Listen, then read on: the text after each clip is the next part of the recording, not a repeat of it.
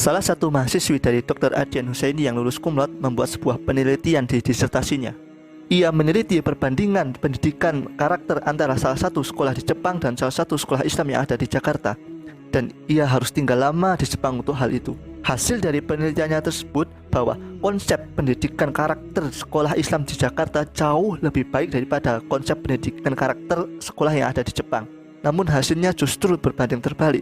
Karakter orang-orang Jepang malah lebih baik daripada karakter orang-orang di negeri kita, khususnya orang-orang Islam.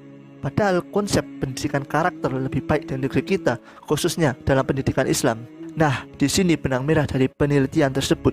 Kenapa di Jepang hasilnya jauh lebih baik? Karena di Jepang sebanyak 95% pendidikan anak-anak di rumah mereka dipegang oleh ibu mereka. Sedangkan di negeri kita, sebagian besar pendidikan anak di rumah tidak dipegang oleh ibunya. Itulah hasil penelitian dari mahasiswi tersebut. Mari coba kita bedah. Bisa kita lihat ternyata peran ibu sangatlah besar dalam mendidik anak-anaknya. Buktinya di Jepang. Tapi sebenarnya bukan hanya di Jepang, karena pada zaman dahulu para ulama-ulama Islam itu pun juga lahir dari didikan ibu-ibu mereka. Sebagai contoh, Imam Syafi'i rahimahullah. Siapa yang tidak kenal beliau? Salah satu ulama besar yang diikuti mazhabnya oleh banyak umat Islam, termasuk di negeri kita, yang ilmunya sudah tidak perlu kita ragukan lagi, yang keimanannya sudah tidak perlu kita lakukan lagi. Apa yang telah dicapai oleh Imam Syafi'i tidak terlepas dari peran ibunda beliau, yaitu Fatimah binti Ubaidillah Az-Zadiyah. Bagaimana tidak, beliau menggembleng Imam Syafi'i kecil untuk cinta dengan ilmu pengetahuan, sampai pernah Imam Syafi'i dikurung di kamar demi menyelesaikan sebuah ilmu. Betapa hebatnya beliau mendidik. Beliau menjaga Imam Syafi'i dari segala perkara syubhat maupun perkara haram. Bahkan tidak ada satupun perkara syubhat ataupun haram yang menyentuh kuku kakinya. Sampai-sampai pada suatu saat beliau rela memasukkan jarinya ke dalam tenggorokan Imam Syafi'i demi mengeluarkan susu dari perut Imam Syafi'i karena khawatir susu tersebut mengandung syubhat. Begitu luar biasa beliau menjaga Imam Syafi'i dari perkara syubhat dan keharaman. Beliau mendidik Imam Syafi'i dengan sangat luar biasa. Sampai-sampai umur 7 tahun Imam Syafi'i sudah hafal Al-Quran. Dan itu semua beliau lakukan dalam kondisi serba kekurangan dan single parent, karena ayah Imam Syafi'i sudah meninggal pada umur Imam Syafi'i 2 tahun. Walaupun sesulit itu keadaan, beliau tidak menghalangi beliau untuk mendidik Imam Syafi'i menjadi orang yang hebat. Coba bandingkan dengan kebanyakan ibu yang ada pada negeri kita, terutama ibu-ibu para kaum muslimin. Sangat sedikit sekali ibu yang mau dan mampu mendidik anak-anak mereka sendiri. Ada sebagian yang memang mampu, tapi ia memilih tidak mau repot dan menyerahkan urusan pendidikan anaknya kepada orang lain, bahkan kepada internet dan TV. Ada sebagian lain yang mampu mendidik, tapi justru mendidik dengan pendidikan yang kurang baik. Diajarkan goyang mama muda, diajarkan pamer kecantikan, diajarkan eksis di sosial media, yang itu merusak otak anak-anak mereka. Ada yang ibu yang memang tidak mampu mendidik anaknya karena kurang pengetahuan, kurang ilmu, kurang bekal dalam mendidik anak. Itu semua karena kurang persiapannya sebelum menjadi ibu. Oke, maka mari kita bedah lagi masa-masa mereka sebelum menjadi ibu. Ibunda Imam Syafi'i sebelum menikah adalah seorang muslimah yang sangat terjaga kehormatan dirinya. Ia adalah seorang muslimah yang tidak pernah disentuh oleh laki-laki yang bukan mahramnya. Ia juga merupakan muslimah yang cerdas, yang mempunyai banyak ilmu, terutama ilmu syariat. Coba lihat dengan kader-kader calon ibu di negeri kita, terutama muslimah. Sedikit sekali mereka yang mau menyiapkan diri mereka menjadi ibu yang cerdas, dengan menuntut ilmu, dengan memperbaiki iman, dengan memperbaiki akhlak mereka, dengan memperbaiki amal mereka. Justru kebanyakan mereka menjadi kaum buciniun, yang mereka memuja pacar-pacar mereka, yang rela menjadi budak cinta demi mendapatkan hati pacar mereka. Mereka rela mengorbankan kesucian diri mereka demi pacar mereka. Mereka memuja idola-idola mereka dalam perkara dunia, idola dalam musik hip hop, idola dalam musik dangdut, idola dalam musik metal dan musik-musik lainnya, idola dalam Korean drama, idola dalam sinetron azab, idola dalam segala hal yang itu perkara-perkara dunia. Mereka rela mengorbankan waktu berharga mereka demi idola-idola mereka. Mereka membuang waktu-waktu mereka hanya untuk berangan-angan hidup dengan idola-idola mereka. Mereka pajang foto-foto mereka di dinding-dinding rumah mereka. Mereka memandangi setiap saat foto-foto itu, sedangkan mereka tidak pernah satupun memandang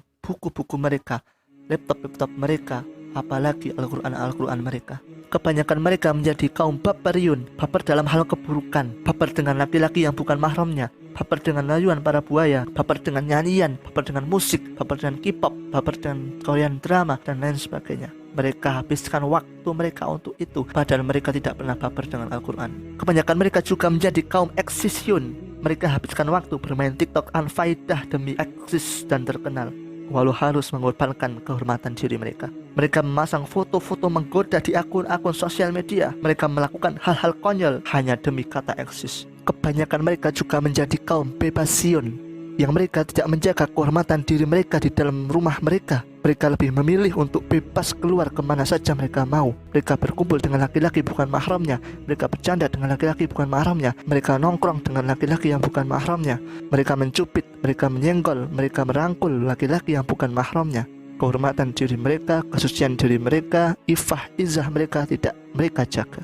Mereka bebas memakai pakaian yang tidak menutup aurat. Mereka tidak menjaga aurat-aurat mereka dengan pakaian syar'i, sehingga izah ifah mereka sebagai muslimah menjadi ternoda dan menjadi kaum-kaum yang nyeleneh lainnya. Pantas kalau produk-produk generasi yang dididik oleh mereka adalah produk yang tidak jauh berbeda dengan mereka, ambiar. Dan hasilnya karakter generasi penerus kita akan semakin tertinggal dari karakter generasi penerus orang-orang Jepang. Itu yang akan terjadi jika para ibu tidak mempersiapkan diri mereka menjadi pendidik anak yang berkualitas. Apakah masalahnya sampai di sini saja? Tentu tidak. Ada bagian lain yang juga berperan, yaitu ayah dan suami. Ibunda Imam Syafi'i yang sangat luar biasa itu tumbuh menjadi muslimah yang berkualitas atas peran dari ayahnya, yang dimana ayahnya benar-benar menjaga kehormatan putrinya tersebut sebagai seorang muslimah.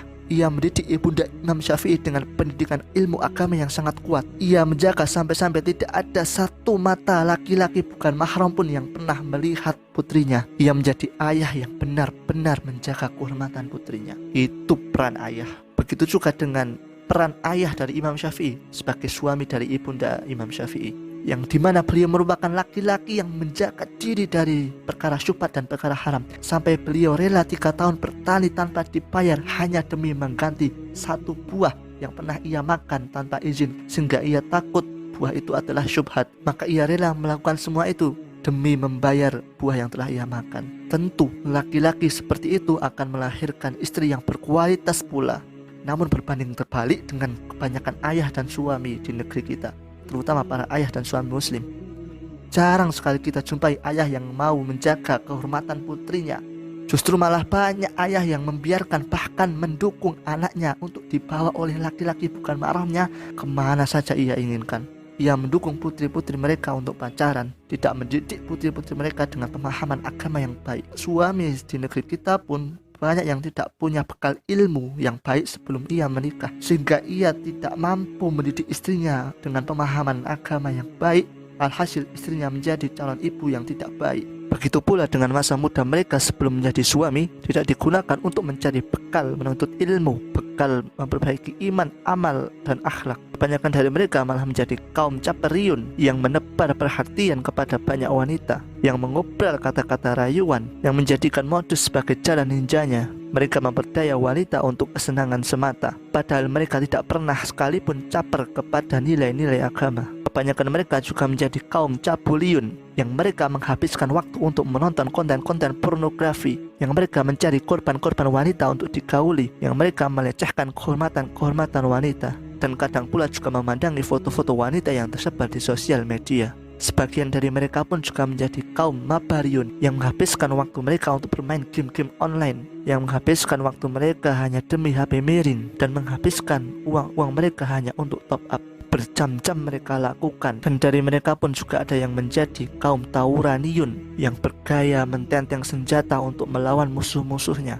yang seakan-akan paling kuat di muka bumi, yang tega saling menyerang, yang tega saling membunuh hanya demi gengsi semata. Begitulah gambaran kaum-kaum muda calon suami. Mereka lebih sibuk dengan urusan dunia mereka daripada dengan memperbaiki ilmu, amal, akhlak, dan iman mereka. Kesimpulannya, maka kalau negeri kita mau maju, maka kalau Islam mau maju, kembalikanlah pendidikan anak-anak di rumah kepada ibu yang berkualitas, sehingga negeri ini pun akan menjadi negeri yang baik. Karena Hasan al-Banna pun berkata, wanita merupakan tiang negara. Jika baik wanita di dalam suatu negara tersebut, maka baiklah ia seluruhnya. Akan tetapi sebaliknya, jika tidak baik wanita yang ada di dalamnya, maka hancurlah. Itu kata Hasan al-Banna. Luar biasa. Maka memang kualitas wanita dan kualitas ibunda adalah kunci utama untuk membangun sebuah negeri. Dan ibunda yang baik pun juga dibentuk oleh ayah dan suami yang baik pula. Maka kita mau baik apa hancur,